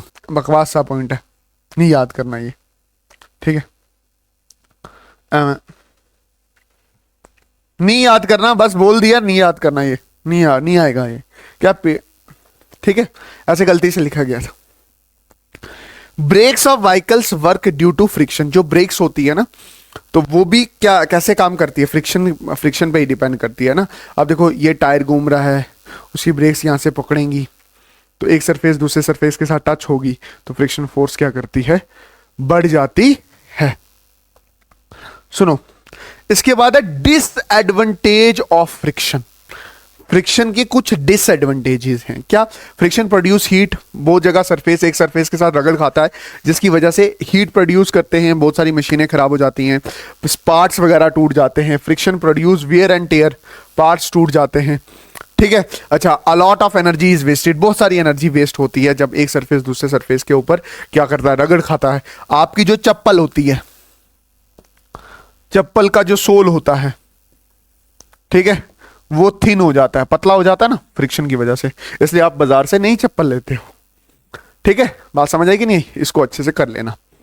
इसके बाद हमारे पास टॉपिक है method to reduce the friction, के फ्रिक्शन को किस तरह से कम किया जाए या रिड्यूस किया जाए। आपने देखा होगा make the surface litre more smoother. एक सरफेस दूसरे सरफेस के ऊपर स्मूथर कर लो, एक्स्ट्रा स्मूथ नहीं करना, क्योंकि एक्स्ट्रा स्मूथनेस से फ्रिक्शन बढ़ जाती है। लुब्रिकेशन यूज करो। Lubrication is another way to make the surface smoother. Lubrication का मतलब क्या, एक सरफेस और दूसरे सरफेस के बीच में क्रीम या ग्रीस यूज कर लो। अच्छा, स्ट्रीम लाइन बना दो। जैसे जहाज आपको देखेगा, मछली देखी ये, तो आगे से मुंह उसका क्या होता है, दैट इज नोकीला होता है, ताकि वो अच्छे से मूव कर सके। रिड्यूस द नॉर्मल फोर्स, मतलब जो नॉर्मल फोर्स है उसको रिड्यूस कर लो, तभी फ्रिक्शन फोर्स क्या हो जाती है, कम हो जाती है। Reduce the contact between the surface so that the less number of the bones will be found. बोलता है एक सरफेस और दूसरे सरफेस के बीच में क्या कर दो, गैप बढ़ा दो, ठीक, जिसकी वजह से एक सरफेस दूसरे सरफेस के बीच में बोन्ड ना बना सके और उसकी वजह से क्या हो जाए, फ्रिक्शन कम हो जाए। अच्छा, इसके बाद है एंगल ऑफ, हमारे पास क्या टॉपिक है, that is angle of repose. Angle of repose क्या होता है, देखो ये मैंने सरफेस यहां पे ले लिया, एक कॉपी ली है, ठीक है, और इसके ऊपर मैंने कोई ब्लॉक रख दिया या कोई चीज रख दी, ठीक है। मैं इसको यहां से ऐसे उठाऊंगा तो क्या ये ऐसे अभी स्लाइड कर रहा है, नहीं स्लाइड कर रहा, दिख रहा है ना। तो मैं एक मिनिमम एंगल पे इसको लेके आऊंगा, तब ये क्या करेगा, स्लाइड करना शुरू करेगा। मतलब वो मिनिमम एंगल जब कोई ऑब्जेक्ट स्लाइड करना शुरू करता है उसको एंगल ऑफ रिपोज कहते हो। मैं रिपीट कर रहा हूं, मैं बोल रहा हूं अभी ये नॉर्मल सरफेस पे है तो ये कहीं स्लाइड नहीं कर रहा। जब मैं इसको ऐसे थोड़ा इंक्लाइन करता हूं, इंक्लाइंड सरफेस में, तो अभी ये स्लाइड नहीं कर रहा। वो मिनिमम एंगल जब ये स्लाइड करना शुरू करता है उसको क्या बोलते हैं, that is angle of repose. समझ आया कि नहीं आया? अच्छा, मैं इसको लिखूंगा कैसे, वैसे मैंने लिखा है the minimum angle when the body starts sliding is known as the angle of repose। देखो ध्यान से, ये मेरे पास कोई सरफेस है, ठीक है, और इसको मैंने इंक्लाइंड बना दिया, और ये मेरे पास क्या है, थीटा है। थीटा मतलब वो एंगल जब वो स्लाइड करना शुरू करता है, ठीक है। क्या कोई भी ऑब्जेक्ट याद हो गया, तेरी गर्लफ्रेंड होगी, मेरी गर्लफ्रेंड होगी, वो नहीं स्लाइडर पे हम बैठते थे तो किसी मिनिमम एंगल पे वो स्लाइडर लगाते होते थे ना, ताकि ऑब्जेक्ट उससे नीचे स्लाइड करके जा सके, ठीक है ना। ऐसे ऐसे ऐसे लगा देंगे, जैसे फॉर एग्जांपल ये सीढ़ियां थी, ऐसे स्लाइड करते थे, कि स्लाइड कर पाते थे ना, कुछ वो एंगल ऐसे उठाते थे जिसकी वजह से वो खुद ब खुद नीचे स्लाइड करके जाता था, उसको बोलते हैं ये वो एंगल जो उठा होता है ताकि ऑब्जेक्ट क्या कर सके, स्लाइड कर सके, उसको एंगल ऑफ रिपोज कहते हैं। अच्छा, ये मेरे पास क्या आ गया, ऑब्जेक्ट आ गया, ठीक है, इसका मास क्या आ गया, m। जैसे सरफेस है, सरफेस के साथ टच हुआ तो इसके इधर क्या लग गया, नॉर्मल लग गया, ठीक, और इसका वेट ऐसे इसका वेट यहां से ऐसे mg नीचे लग रहा होगा, ठीक है। अब सरफेस के साथ कांटेक्ट है तो इसको एक फोर्स नीचे घसीट रही होगी, एक जब घसीट रहा होगा तो पीछे क्या लग रहा होगा, फ्रिक्शन फोर्स लग रही होगी। अब ये थीटा है, मैंने लाइन ऐसे खींच दी इसके बराबर, ये मेरे पास आ गया। अगर ये थीटा होता है तो ये वाला एंगल भी, इस वर्टिकल लाइन और mg के बीच में जो एंगल होगा उसको क्या बोलेंगे, थीटा बोलेंगे। mg का ये वाला कंपोनेंट होगा that is mg cos theta, मतलब क्या कि mg का ये वाला कंपोनेंट, इस साइड वाला कंपोनेंट ये वाला होगा mg cos थीटा, और ये वाला कंपोनेंट क्या हो जाएगा, mg sin थीटा। अब देखना ध्यान से, वो कौन सी फोर्स है जो इसको नीचे लेके जा रही है, that is mg sin theta इसको नीचे लेके जा रही है, और इसको पीछे की तरफ कौन रोक रहा है, दैट इज सरफेस का फ्रिक्शन। अब देखना ध्यान से, नॉर्मल फोर्स किसके बराबर है, नॉर्मल फोर्स है सिंपल mg cos थीटा के बराबर है, ठीक है। अब सुनना, जब जस्ट स्लाइड करेगा तो नीचे वाली फोर्स और ऊपर वाली फोर्स क्या हो जाएगी, बराबर होगी, तो frictional force is equal to mg sin theta. और ये जो फ्रिक्शनल फोर्स होगी ये किसके बराबर होगी, that is mu into normal is equal to mg sin theta. आपने म्यू को वैसे ही रहने देना, म्यू नॉर्मल की जगह क्या है, that is mg cos theta equal to mg sin theta. अब ध्यान से देखो, ये mg और ये mg क्या हो जाएगा, कैंसिल हो जाएगा, और ये म्यू जो होगा ये किसके बराबर होगा, that is sin theta divided by cos theta. sin theta upon cos theta क्या होता है, tan थीटा होता है, तो mu is equal to tan theta. इसको आप कैसे लिख सकते हो, दैट इज आप इसको ऐसे भी लिख सकते हो कि जो कोफिशिएंट ऑफ फ्रिक्शन होगा उसको आप क्या लिख सकते हो, tan theta, where theta is equal to angle of repose. Angle of repose क्या होगा, वो एंगल जिस पे ऑब्जेक्ट जस्ट स्लाइड करता है, जिसमें इस नीचे वाली फोर्स किसके बराबर हो जाती है, ऊपर वाले फोर्स के क्या हो जाती है, बराबर हो जाती है, ठीक है। अगला वाला जो टॉपिक है वो हमारा टॉपिक एक रिवीजन है, ठीक है। हालांकि हमने थर्ड चैप्टर में इसके बारे में पढ़ चुके हैं, क्या है, that is centripetal force. The centripetal force is the force on an object on a circular path that keeps the object moving on a circular path. It always directed towards the centre. Its magnitude is constant based on the mass of the object and it's tangential velocity and it's distance of the object from the centre of the circular path. मतलब बोल रहा है कि ये जो centripetal force है आपकी, ये क्या करती है, ऑब्जेक्ट को सेंटर सर्कुलर मोशन में घुमाती है। दैट इज नेट किसकी तरफ डायरेक्टेड होती है, सेंटर की तरफ डायरेक्ट होती है। और इसको लिखते कैसे हैं, that is centripetal force is equal to mv square upon r। ये बोल रहा है कि सेंट्रीपिटल फोर्स किस पे डिपेंड करती है, ऑब्जेक्ट जो घूम रहा है उस सर्कुलर पाथ के पर, उसके किस पे, मास पे, उसके किस पे, वेलोसिटी पे, उसके किस पे, रेडियस पे। तो क्या बोल रहा है, the centripetal force is directly proportional to mass, directly proportional to velocity का square and inversely proportional to the distance, that is distance from the centre. Distance from the centre, तो ये घुमा के क्या ही बना रहा होगा, ये घुमा के ये सर्कुलर पाथ ही बना रहा होगा ना, तो ये सर्कल में घूम रहा होगा, ठीक है। तो ये सर्कल कवर कर रहा होगा, दैट इज सेंट्रीपिटल फोर्स। तो सेंट्रीपिटल फोर्स आप मन में ये रख लो, सेंट्रीपिटल फोर्स जो होता है वो mv स्क्वायर अपॉन r के बराबर होता है, mv स्क्वायर अपॉन r के बराबर होता है। m for mass, v for velocity, r for radius of circular path जहां पे वो ऑब्जेक्ट मूव करेगा, ठीक है। और सेंट्रीपिटल वो फोर्स होती है जो ऑब्जेक्ट को सर्कुलर पाथ में रखती है, ये सेंटर की तरफ डायरेक्टेड होती है। जैसे एक धागे के ऊपर आप पत्थर बांध दो और घुमाने लग जाओ तो सेंट्रीपिटल फोर्स है। वैसे अर्थ सन के इर्द गिर्द घूमता है तो वो जो फोर्स उसको घुमाती है वो ग्रेविटेशनल फोर्स है, बट वहां पे वो ग्रेविटेशनल फोर्स सेंट्रीपिटल फोर्स का काम कर रही होती है। तो ये चीज आपने दिमाग में रख लो, सेंट्रीपिटल फोर्स ऑब्जेक्ट को सर्कुलर पाथ में रखती है और उसका फॉर्मूला क्या होता है, mv स्क्वायर अपॉन r। इसकी डेरिवेशन बोर्ड के लिए इंपॉर्टेंट है जो मैं आपको करवा चुका हूं।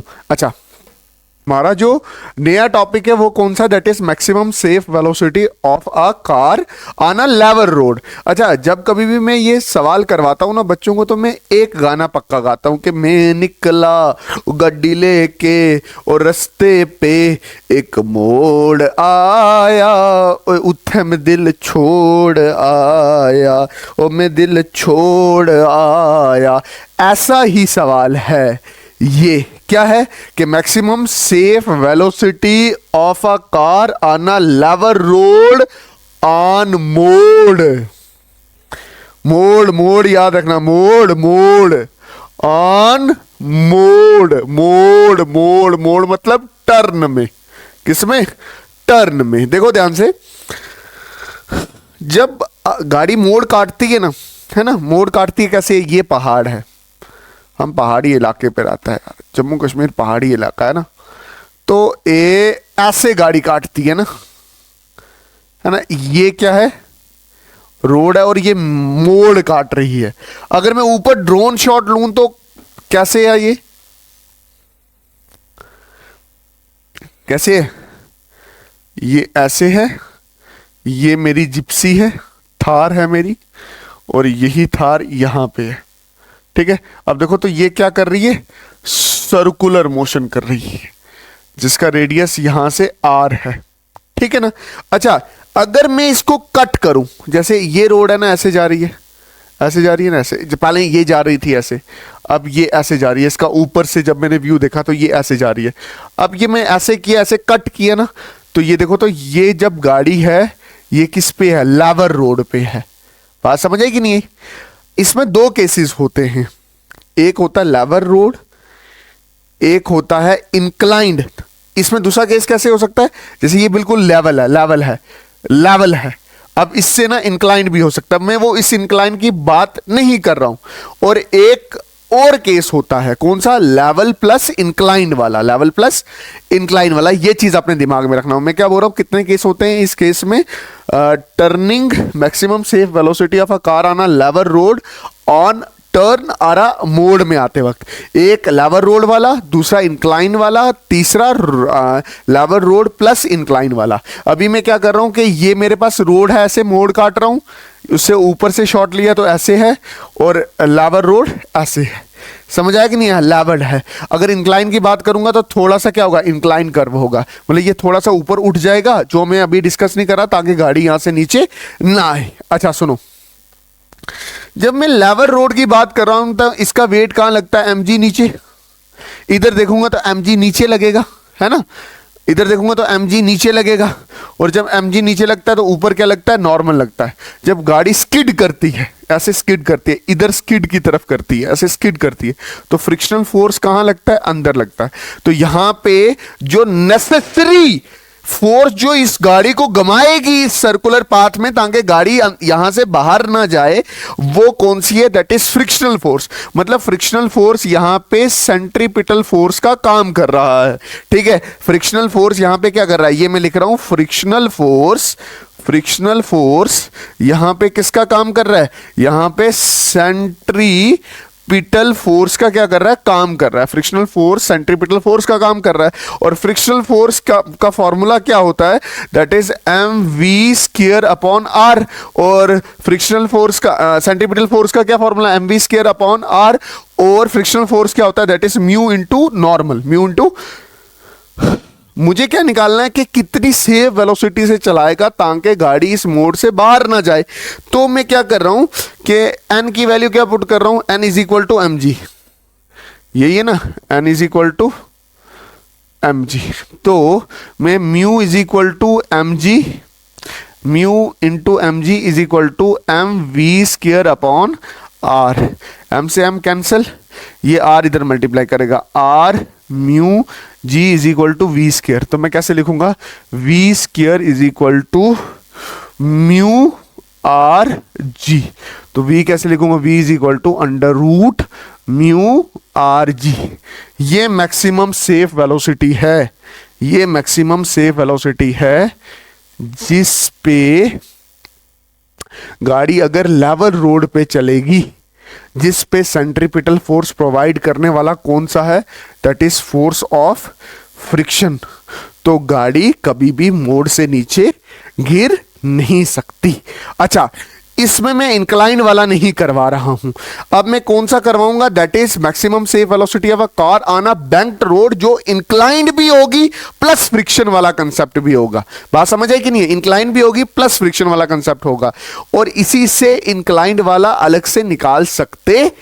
It is maximum safe velocity on a banked road. Banked road पे जब गाड़ी निकलती है, जब आप अपनी गाड़ी लेकर निकलते हो, तो मोड़ पे ऐसी क्या एडजस्टमेंट की जाती है जिसकी वजह से आपकी गाड़ी मोड़ से नीचे नहीं जाती। अब ध्यान से देखो, मान के चलो कि ये आपने गाड़ी ये ऐसे स्टार्ट की, ये ऐसे स्ट्रेट रोड पे आप चला रहे थे, ना ना ना ना ना ना ना ना ना ऐसे, अब बड़ी स्पीड से जा रहे थे तो मोड़ आ गया, अचानक से ये मोड़ आया, है ना, ये मोड़ आया, तो अगर उसी वेलोसिटी में रखोगे ना तो क्या हो जाएगा, तो ये हो जाएगा कि आपकी गाड़ी यहां से स्लाइड करके नीचे पहाड़ से जा सकती है। तो आप क्या करते हो, इस रोड को मोड़ पे या तो रफ बनाते हो, रफ से क्या होगा, इधर वेलोसिटी जाएगी ना तो फ्रिक्शन उसको खींच के मोड़ से इधर ले आएगी है, या तो उस किनारे को क्या कर देते हो, थोड़ा सा इंक्लाइन कर देते हो ताकि गाड़ी सेफली मोड़ काट सके। तो अभी वाला कौन सा केस है जिसपे सरफेस पे फ्रिक्शन भी है, और ये वाला जो मोड़ पे जो मोड़ है वो थोड़ा सा इंक्लाइन है। तो जो आपकी गाड़ी आती है ना, तो यहाँ पे फ्रिक्शन भी है इस सरफेस पे, जो जैसे जाएगा अंदर खींच लेगा, और दूसरा ये सरफेस क्या है, इंक्लाइंड भी है। तो मैं आपको ना डायग्राम से अच्छे से बता देता हूँ कि हो रहा क्या है। हो रहा ये है कि ये आप पहाड़ों पे अपनी गाड़ी लेके निकलते हो, ठीक है, निकलते हो ना, ये लेके निकले अपनी गाड़ी, ठीक, फिर ये यहां पे आप रोड भी बना रहे हो, ये आपकी क्या आ गई, रोड आ गई, ठीक, क्या कारीगरी है, ठीक, यहां पे आपकी गाड़ी है। जब गाड़ी है तो ऊपर से देखोगे तो ये क्या कर रहा होगा, दैट इज सर्कुलर मोशन कर रहा होगा ना, ये गाड़ी मास m ये सर्कुलर मोशन कर रहा होगा। तो सर्कुलर मोशन में जो फोर्स किसी भी ऑब्जेक्ट को सर्कुलर मोशन में रखती है तो उसको क्या कहा जाता है, दैट इज सेंट्रीपिटल फोर्स। क्या कहते हैं उसको, सेंट्रीपिटल फोर्स। अब ये वाली जो सरफेस है ना, अगर आप इसको ऐसे देखोगे ना तो इस पे फ्रिक्शन भी है, साथ में ये थोड़ा सा क्या इंक्लाइन है। इंक्लाइन का मतलब हो गया banked road, blanked plus banked road का मतलब क्या कहते हैं, रोड मोड़ पे थोड़ी इंक्लाइन भी है और उसमें क्या फ्रिक्शन भी है। तो अगर आप इसकी डायग्राम बनाओगे ना तो बड़े बारीकी से देखना, ये आ गया सरफेस, तो ये रोड थोड़ी सी मोड़ पे क्या है, इंक्लाइंड है। ये हमारे पास एंगल कितना हो गया, एंगल ऑफ इंक्लिनेशन आ गया थीटा। ये मेरे पास आ गई मेरी गड्डी थार, जिसका मास क्या है m। और अगर आप ध्यान से देखो तो अभी इस पे क्या क्या फोर्स लग रही होगी। एक फोर्स इसको डायरेक्टली नीचे लग रही होगी जिसको आप क्या बोल रहे हो, mg। एक फोर्स इसको परपेंडिकुलर लग रही होगी जिसको आप क्या बोल रहे हो, नॉर्मल। और एक फोर्स इसको ऐसे लग रही होगी जिसको आप क्या बोल रहे हो, फ्रिक्शनल फोर्स बोल रहे हो, ठीक है। और यहां पे आप एक्सिस बना लो, ये ऐसे, ठीक है, ये एक्स एक्सिस अभी बनाई, और ये जो मैं बना रहा हूं ये क्या है, वाई एक्सिस है। बात समझ आई कि नहीं आई, मैंने दो एक्सिस बनाई है, एक ये वाली एक्सिस है दैट इज एक्स एक्सिस, और एक ये वाली एक्सिस है जिसको मैं क्या बोल रहा हूं, वाई एक्सिस बोल रहा हूं। बात समझ आई कि नहीं, एक एक्स एक्सिस बनाई, एक वाई एक्सिस बनाई। अब ध्यान से समझना, अगर ये थीटा है ना, अगर ये थीटा है तो ये वाला भी क्या होने वाला है, अगर ये थीटा है तो ये वाला भी क्या होगा, थीटा होगा, ठीक है। अगर ये थीटा है तो ये वाला भी क्या होगा, थीटा होगा। ये अपने दिमाग में रख लो, बात समझ आई कि नहीं है, ये थीटा तो ये वाला भी थीटा। बात समझ आई, मैं बताने की कोशिश कर रहा हूं, ठीक, ये थीटा, ये भी थीटा होगा, और ये वाला एंगल भी क्या होगा, थीटा होगा। डिटेल वीडियो में आपके लिए फिर कभी लाऊंगा, क्योंकि अभी वन शॉट है तो आपको डेरिवेशन जल्दी आना चाहिए। तो वहां पे टीचर ये नहीं बोलेगा यार ये क्यों थीटा लिखा आपने, है थीटा, ये थीटा है, ये भी थीटा है, और ये भी क्या है, थीटा है, ठीक है।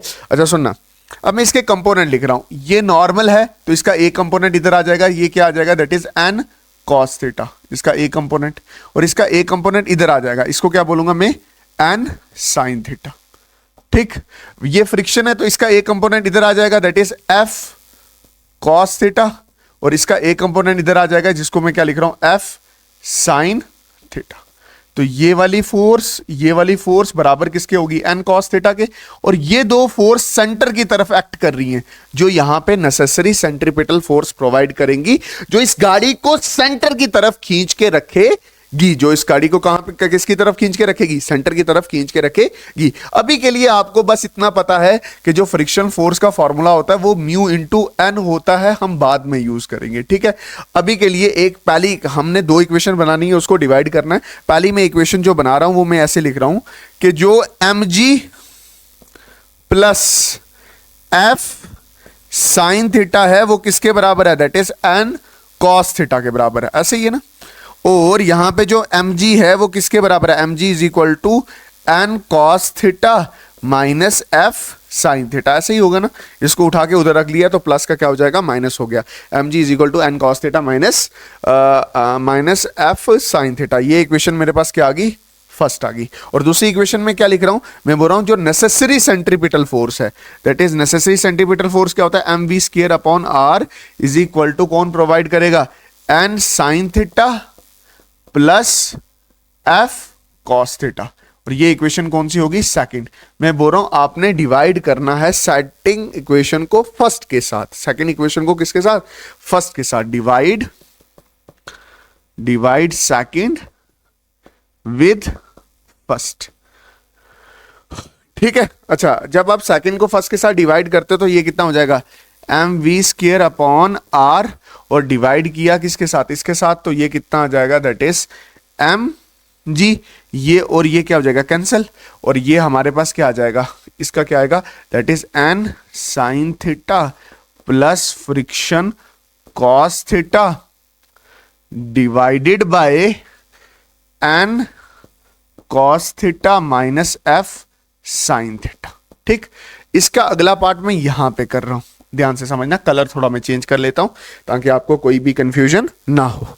क्या लिखूंगा, V square upon R G, है ना, V square upon R G ही बचा। एन की जगह मैं क्या लिख सकता हूं, एन की जगह कुछ नहीं लिख सकते सर, एन साइन थीटा ही रहेगा, प्लस एफ की जगह मैं चेंज कर सकता हूं। अब एफ क्या लिख सकता हूं, म्यू इंटू एन, एफ क्या लिख सकता हूं, म्यू इंटू एन। तो क्या लिखूंगा, mu into N cos theta divided by N cos theta minus mu into N sine theta, ऐसे लिखूंगा ना। अच्छा, एन एन सब जगह दिख रहा है तो इसको कैंसिल कर लो, एन का कोई रोल नहीं है। एन ऊपर वाला एन कॉमन होगा, कैंसिल हो जाएगा इस वाले एन से, ये वाला एन क्या हो जाएगा, कैंसिल हो जाएगा। और आप एक काम करो, दैट इज इसको अलग से लिखो, V square upon R G, और इसको ऊपर और नीचे डिवाइड कर दो कॉस थीटा से। देखिए जैसे sign theta divided by cos theta plus cos theta divided by cos theta. ऊपर भी इसमें इस ऊपर वाले में कॉस थीटा से डिवाइड, नीचे वाले में भी कॉस थीटा से divide, whole divided by cos theta divided by cos theta minus mu sine theta divided by cos theta. अब देखो ये कॉस थीटा से डिवाइड क्यों किया, क्योंकि आपकी जो बुक की एंड का जो फॉर्मूला निकलता है ना, उसमें या तो म्यू रहना चाहिए या टैन थीटा रहना चाहिए। तो मेरे दिमाग में लॉजिकली यही आना चाहिए कि साइन थीटा टैन थीटा में तभी कन्वर्ट हो जाएगा जब आप कॉस थीटा से डिवाइड करोगे। साइन थीटा कॉस थीटा में डिवाइड करोगे तो टैन थीटा आ जाएगा, और कॉस से करोगे तो आंसर क्या आ जाएगा, 1 आ जाएगा। तो ये सही है ना, V square R G N N काट दिया था कॉस थीटा, और यहां पे अगर ये वाला म्यू है, ये यहां पे भी क्या आएगा, म्यू आएगा। आगे क्या लिखेंगे, V square upon R G, है ना, ऐसे लिखेंगे ना, V square upon R G is equal to sine theta upon cos theta, क्या लिखेंगे, दैट इज टैन थीटा। और इधर कॉस और कॉस क्या हो जाएगा, कैंसिल हो जाएगा, और इसको क्या लिखा जाएगा, that is plus mu divided bye, नीचे कॉस और कॉस कैंसिल हो जाएगा, ये और ये कैंसिल हो जाएगा, क्या बचेगा, 1 माइनस म्यू, और sign theta upon cos theta क्या होता है, टैन थीटा होता है। मैं आपको बता चुका हूं कि हमने फॉर्मूले में tan थीटा और म्यू लाना था, इसलिए हमने एक आइडिया बनाया कि ऊपर और नीचे cos थीटा से डिवाइड कर दो, cos cos 1 हो जाएगा और sin अपॉन cos tan हो जाएगा। ठीक, इसके बाद v square is equal to, ये rg इधर डिवाइड है उधर जाएगा तो मल्टीप्लाई में rg, that is tan theta plus mu divided by 1 minus mu tan theta. तो यहां पे जो वेलोसिटी निकल रही है वो क्या निकल रही है, under root R G tan theta plus mu divided by 1 minus mu tan theta. अब मेरी बात ध्यान से अच्छे से समझना, क्या समझाने की कोशिश कर रहा हूं कि जब कभी भी आप सेफ वेलोसिटी निकालोगे मोड पे तो इसके 3 केस बनेंगे। एक बिल्कुल लेवल, उस पे फ्रिक्शन काम करता है जो मोड से गाड़ी को नीचे नहीं उतरने देता, और एक होता है इंक्लाइन मतलब एक एंगल खड़ा कर दिया जिससे गाड़ी नीचे ना जाए।